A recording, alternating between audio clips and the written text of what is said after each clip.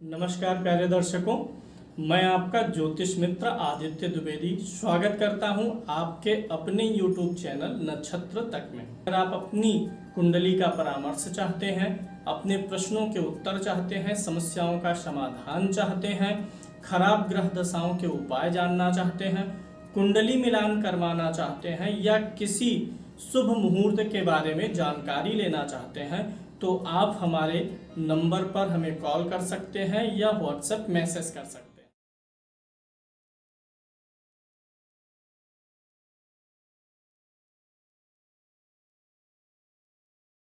सप्तमाधिपति अर्थात सातवें भाव का, कुंडली का सप्तम भाव यही होता है। सातवें भाव का स्वामी आपकी कुंडली में कहाँ बैठा है और क्या रिजल्ट देगा वही आज आपको बताएंगे। यानी सप्तमाधिपति का द्वादश भाव में फल। पहले आपको यह जानना होगा कि सातवें भाव का स्वामी कौन सा ग्रह है आपकी कुंडली में।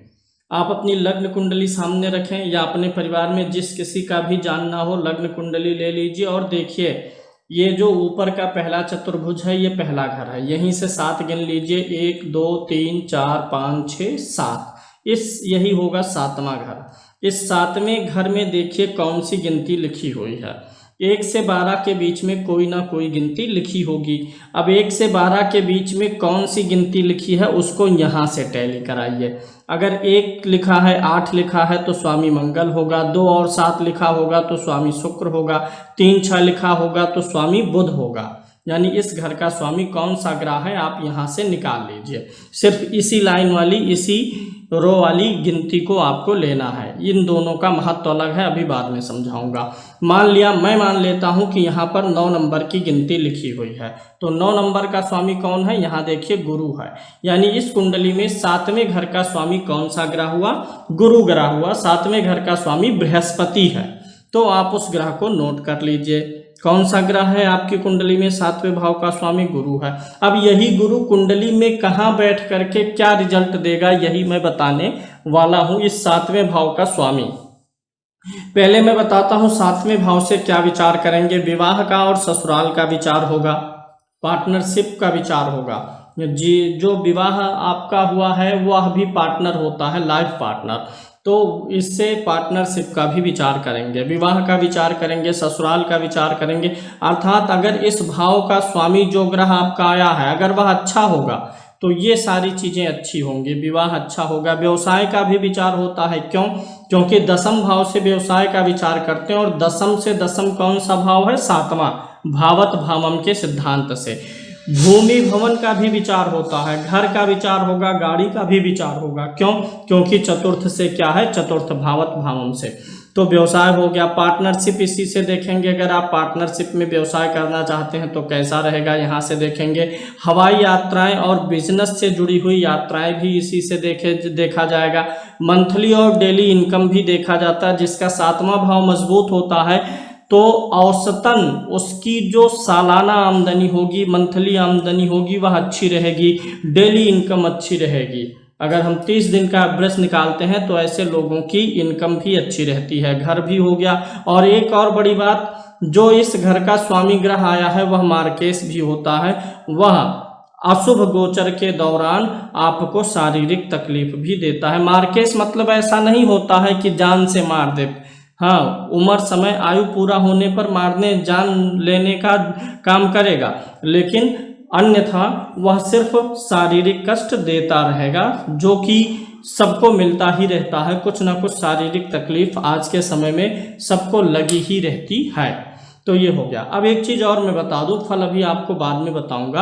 आपके 7वें भाव का स्वामी बहुत अच्छा माना जाएगा अगर जैसे यहाँ पे गुरु आया है। ऐसे आप देखिए कि आपके 7वें भाव का स्वामी कौन सा ग्रह है और ये ग्रहों की उच्च राशियां हैं। जैसे यहाँ बृहस्पति है तो बृहस्पति अगर कुंडली में कहीं 4 नंबर की गिनती पर बैठा होगा तो उच्च हो जाएगा।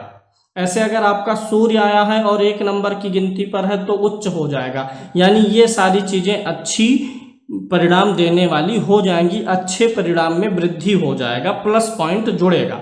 और अगर आपके ये 7वें भाव का स्वामी इन नीच राशियों में बैठा, जैसे यहाँ पे 7वें का स्वामी कौन है? गुरु। अगर गुरु कुंडली में 10 नंबर की, ये नीच वाला है, ये नीच है और ये कौन सी राशि है, उच्च की, और ये तो स्वराशि है। अगर गुरु 4 नंबर में कहीं बैठा होगा इस कुंडली के अनुसार तो उच्च हो जाएगा, 10 नंबर पे कहीं बैठा होगा तो नीच हो जाएगा। नीच मतलब उसके पास साधन संसाधन रिजल्ट देने की ताकत नहीं है। जैसे मान लीजिए अगर आपके पास में रोटी है स्वयं खाने के लिए, तो जब स्वयं से ज़्यादा होगा तब आप दूसरों को खिलाएंगे।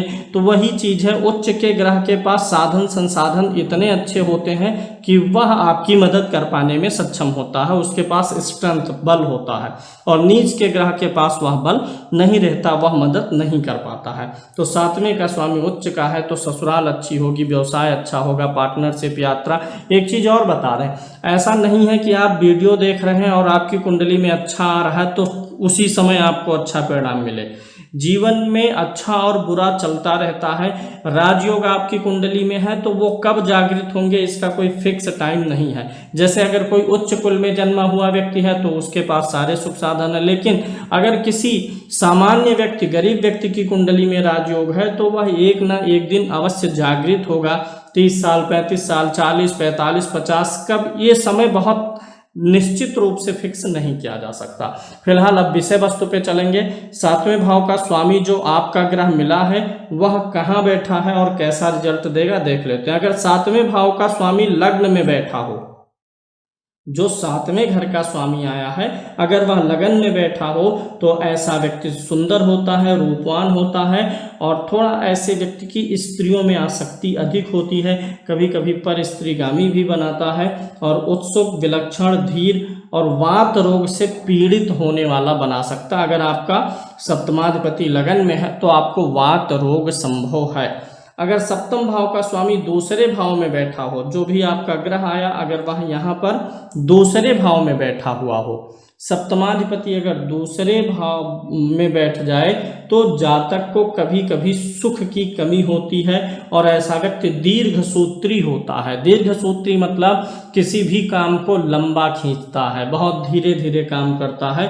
अगर 7वें का स्वामी दूसरे में हो तो दीर्घसूत्री, जैसे आप मान लीजिए बालक है, उससे कहे कि 1 गिलास पानी दे दो, तो पानी देने में वह जब सुनेगा तो उसके 1-1.5 मिनट बाद उठेगा, फिर जाएगा। तो काम को धीरे गति से करना दीर्घसूत्री कहलाता है। और ऐसा व्यक्ति जो है स्त्रियों के माध्यम से धन भी कमाता है और स्त्रियों पर धन भी खर्च कर सकता है, क्योंकि 7वां भाव स्त्री का है और दूसरा भाव जो है धन का है। अगर दूसरे भाव से संबंध बनेगा, सप्तमाधिपति दूसरे भाव में हो तो पार्टनरशिप करना अच्छा रहेगा। ऐसा व्यक्ति धन कमाने के लिए यात्राएं भी करता है, डेली मंथली इनकम भी ठीक होती है, और ऐसे व्यक्ति का घर का सुख भी अच्छा होता है और मार्केश प्रबल होता है। ऐसे व्यक्ति की ग्रह अंतर्दशा में वैसे व्यक्ति को तकलीफ हो सकता है। मतलब अगर यहाँ से यहाँ गया है तो धन के लिए अच्छा है, पार्टनरशिप के लिए अच्छा है, व्यवसाय के लिए अच्छा है, स्वभाव के लिए और आचरण और चरित्र के लिए थोड़ा सा खराब माना जा सकता है। अगर 7वें भाव का स्वामी, ये कुंडली का 7वां भाव जो ग्रह आया आपका 7वां भाव का स्वामी, अगर वह तीसरे भाव में जाकर के बैठा हो तो क्या रिजल्ट देता है कि तृतीय भाव जाने से ऐसा व्यक्ति पुत्र वत्सल होता है, यानी अपने पुत्रों का बहुत अच्छे से पालन करता है, पुत्र के लिए अच्छा होता है, भाइयों के लिए अच्छा होता है, और पुत्र और भाइयों के लिए जितना हो सकता है उतना श्रम और प्रयास करता है उनको सुखी बनाने में। आत्मनिर्भर होगा, शक्ति संपन्न होगा, और ऐसे व्यक्ति की जो स्त्री होती है उसको कभी कभी संतान की हानि भी होती है, मतलब मरी हुई संतान पैदा हो या गर्भ में संतान नष्ट भी हो जाए, ऐसा भी कभी कभी होता है। कभी कभी क्या होता है कि देवताओं के अर्चन के द्वारा अगर किसी की कुंडली में 7वें का स्वामी तीसरे में है और संतान नष्ट हो रही है तो देवता का अर्चन करिए तो संतान की प्राप्ति होती है। और कभी यहाँ ये जो तीसरा भाव होता है ये देवर का भी होता है। अगर 7वें का स्वामी तीसरे में हो तो ऐसे व्यक्ति की पत्नी जो है देवर के प्रति आसक्त हो सकती है। 7वें का स्वामी अगर चतुर्थ भाव में गया हुआ हो तो क्या रिजल्ट देगा, एक सूत्र मैं आपको यहाँ पर पहले समझा दूँ। देखिए, किसी भी भाव का स्वामी जिस भाव में जाता है फल उसी के अधीन हो जाता है। जैसे मान लीजिए कि अगर किसी का लग्नेश दशम में चला गया तो लग्नेश कौन है, वह स्वयं है, और दशम भाव किसका है, पिता का, यानी ऐसा व्यक्ति पिता के अधीन होगा। ऐसा व्यक्ति पिता के सुख साधन मान सम्मान के बारे में सोचेगा। लग्नेश चतुर्थ में आ गया तो ऐसा व्यक्ति माता के अधीन, लग्नेश सप्तम में आ गया तो पत्नी के अधीन, मतलब जो भाव का स्वामी जिस भाव में जाता उसकी तरफ ज़्यादा आकर्षित होता है। तो ऐसे अगर सातवें का स्वामी चतुर्थ में जाए तो माता और सास के प्रति ऐसा व्यक्ति ज़्यादा निष्ठावान होता है, मन में प्रेम रखता है। अगर कोई पाप ग्रह हो तो उलट फल हो सकता है, लेकिन अन्यथा अगर सप्तम का स्वामी चतुर्थ में है तो सुख साधन की वृद्धि होती है और ऐसा व्यक्ति धर्मात्मा होता है, सत्यवादी होता है, परंतु कभी कभी ऐसे व्यक्ति को दांत का रोग भी होता है। अगर सातवें का स्वामी पंचम भाव में गया हुआ है तो सौभाग्यवान होगा ऐसा व्यक्ति, पुत्रवान होगा, साहसी होगा, धनी होगा, मानी सम्मानी होगा और चालाक बुद्धि का होगा। हर चीज में अपनी बुद्धि का प्रयोग करके अपना लाभ हानि देख करके तब फिर वहां पे कदम आगे बढ़ाता है। और ऐसा व्यक्ति जो है जिसका सप्तमेश पंचम भाव में हो उसका पुत्र अपनी माता का पालन करने वाला होता है। सातवें का स्वामी अगर छठवें भाव में गया हुआ हो तो छठवां भाव रोग ऋण शत्रुता का होता है। ऐसे व्यक्ति की पत्नी की भाषा बोली ऐसी होती है कि लगता है कि वह झगड़ा कर रही है, या कर्कश होती है, आवाज़ ऊंची होती है, या झगड़ालू स्वभाव भी बोल सकते हैं। अगर सप्तम का स्वामी खष्टम में गया हुआ है तो या तो पत्नी या पति जो कुछ भी हो, अगर स्त्री है तो पुरुष पति के लिए जाने और पुरुष है तो पत्नी के लिए, या तो बीमार रह करेगी या तो स्वभाव में अक्खड़पन झगड़ालूपन रहने वाला है। अगर सप्तमाधिपति खष्टम में है तो पार्टनरशिप में व्यवसाय नहीं करना चाहिए। ऐसे व्यक्ति को उधार और कर्ज का भी योग बनता है, क्योंकि सप्तम भाव जो है वो मंथली डेली इनकम का स्वामी छठवें में रोग ऋण शत्रु भाव में जाएगा तो लाभ नहीं देगा। और सातवें का स्वामी खष्टम में गया हो तो उसकी दशा अंतरदशा में रोग भी होने का चांस अधिक होता है। अगर सातवें का स्वामी सातवें में ही हो यानी स्वराशि हो गया है तो ऐसा व्यक्ति प्रीत वत्सल होगा, निर्मल स्वभाव का होगा, प्रसन्न चित्त रहेगा, कृपालु तेजस्वी स्वस्थ रहेगा, शीलवान रहेगा और ऐसा व्यक्ति कठोर वचन नहीं बोलता है। अच्छी आयु होती है ऐसे व्यक्ति की और स्त्रियों का मान सम्मान करता है। स्त्रियों से ऐसे व्यक्ति का रिलेशनशिप अच्छा चलता है, यानी कुल मिलाकर के अच्छा होता है। सातवें का स्वामी अगर सातवें में है तो वात रोग की भी संभावना रहती है। सप्तम का स्वामी अगर अष्टम भाव में गया हो तो जीवन साथी के आयु की हानि करेगा। अगर सातवें का स्वामी आठवें में हो और व्यक्ति मांगलिक भी हो तो जीवन साथी की मृत्यु हो सकती है, तनाव तलाक के भी योग बन सकते हैं, यानी अष्टम में जाने से ठीक नहीं है। और ऐसे व्यक्ति जो है वेश्यागामी पर स्त्री से प्रेम करने वाले अपनी स्त्री में मोह माया नहीं रखते हैं, अपने परिवार में मोह माया नहीं रखेंगे, क्रोधी होंगे और ऐसे व्यक्ति का जीवन साथी रोगड़ी होगा और उसकी आयु भी कम होती है, उपाय करना चाहिए। अगर सातवें का स्वामी नवम भाव में गया हुआ है तो तेजस्वी होगा, शीलवान होगा और अच्छी कलाओं को जानने वाला अर्थात मल्टी टैलेंटेड होगा ऐसा व्यक्ति। और ऐसे व्यक्ति का जो जीवन साथी है वह लज्जावान होगा, तेजस्वी होगा, धार्मिक होगा, अच्छे रंग रूप स्वभाव वाला और जिंदगी जीने की कला ऐसे व्यक्ति को मालूम होती है, जिंदगी में एक बैलेंस बना करके चलता है। अगर सातवें का स्वामी दसम भाव में गया हुआ हो तो ऐसे व्यक्ति, एक चीज और है, अगर सातवें का स्वामी भाग्य में जाता है तो विवाह के बाद भाग्योदय अधिक मात्रा में भाग्य साथ देता है। और अगर ऐसे सातवें का स्वामी दसम में है तो विवाह के बाद व्यक्ति के कार्य क्षेत्र में निखार आता है, व्यक्ति की आमदनी और आय और कार्य क्षेत्र में वृद्धि होती है।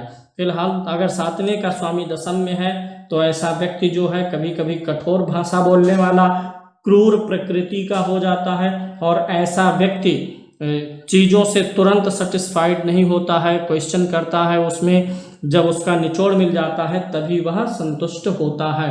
और ऐसे व्यक्ति को कभी कभी जो है दंत रोग भी होता है, दांतों में रोग होता है, धर्मात्मा होगा, सत्यवादी भी होगा। और ऐसे व्यक्ति की जो है स्त्री के चरित्र पे अगर पाप ग्रह है, पाप प्रभाव है तो चरित्र उसका अच्छा नहीं होता है व्यक्ति के जीवन साथी का। अगर सातवें भाव का स्वामी 11वें भाव में हो, एकादश में हो तो स्त्री से बड़ा लाभ मिलता है, शुभशील स्त्री ऐसे व्यक्ति को मिलती है और ऐसा व्यक्ति जो है स्त्रियों के माध्यम से काफ़ी मनोकामनाएं पूरी होंगी, जैसे गाड़ी का सुख, घर का सुख, लग्जरी लाइफ में काफ़ी अच्छी मिलती है। और ऐसे व्यक्ति को स्त्री से धन की आमदनी भी हो सकती है। कभी कभी देखा जाता है कि अगर 7वें का स्वामी 11वें भाव में गया हुआ है और थोड़ा सा पीड़ित है, तो ऐसे व्यक्ति के जीवन, अगर ऐसे व्यक्ति की पत्नी की कभी कभी प्रसव काल में यानी डिलीवरी के टाइम में मृत्यु होने का भी खतरा रहता है। तो कुल मिलाकर के अच्छा योग है। अगर 7वें का स्वामी 11वें में गया हुआ है तो अच्छा ही रिजल्ट देता है। 7वें का स्वामी अगर 12वें भाव में गया हुआ हो तो जातक को भाइयों से अच्छा सुख नहीं मिल पाएगा, पत्नी का भी अच्छा सुख नहीं मिलेगा, अधिक खर्चीले स्वभाव की पत्नी मिल सकती है। ऐसे व्यक्ति को चोरों से भय रहता है, चोर या फ्रॉड ऐसे व्यक्ति के साथ हो सकता है। और ऐसे व्यक्ति का जीवन साथी जो होता है बहुत ही चंचल होता है और अधिक धन खर्च करने वाला होता है, और ऐसा व्यक्ति घर से अक्सर बाहर ही रहने का प्रयास करता है, घर पे ऐसे व्यक्ति का मन नहीं लगता है। तो कुल मिलाकर के मैंने आपको 7वें भाव से संबंधित कुछ जानकारी देने का प्रयास किया है। सप्तमाधिपति उच्च है तो अच्छा रिजल्ट देगा, नीच का है तो रिजल्ट खराब करेगा, तब उसकी वस्तु का दान करना होगा, और अन्य राशियों में है तो सामान्य फल अपना देता रहेगा।